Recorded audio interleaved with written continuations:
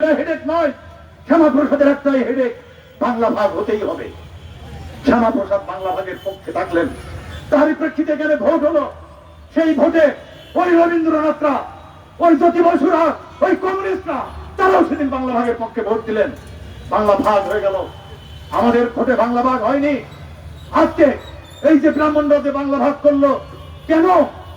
এই জন্যই বাংলা ভাগ করলো যে বাংলা যদি ভাগ না হয় তাহলে ওই ব্রাহ্মণ হিন্দুত্ববাদী তিনি প্রধানমন্ত্রী হতে পারবেন না।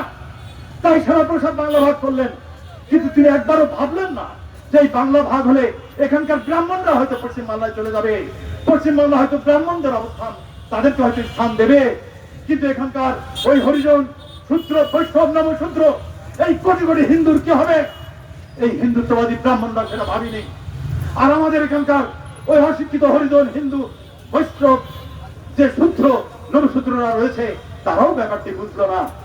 বন্ধুগণ, এই যে এখান থেকে একটা বড় অংশের ওই ব্রাহ্মণ হিন্দুরা কলকাতায় চলে গেল, যে তারা সাহিত্য লেখে, ইতিহাস লেখে আর বক্তৃতা দেয় জিন্না দ্বিজাতি তত্ত্বের প্রেক্ষিতে সাম্প্রদায়িক জায়গা থেকে বাংলা ভাগ করেছে। এটা সর্বৈব মিথ্যা ইতিহাস।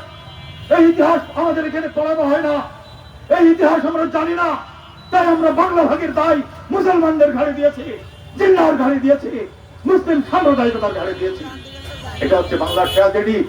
আমাদের হিন্দু ভাইদের এই ইতিহাস পড়তে হবে, আমাদের শিক্ষিত জনগোষ্ঠীকে এই ইতিহাস জানাতে হবে।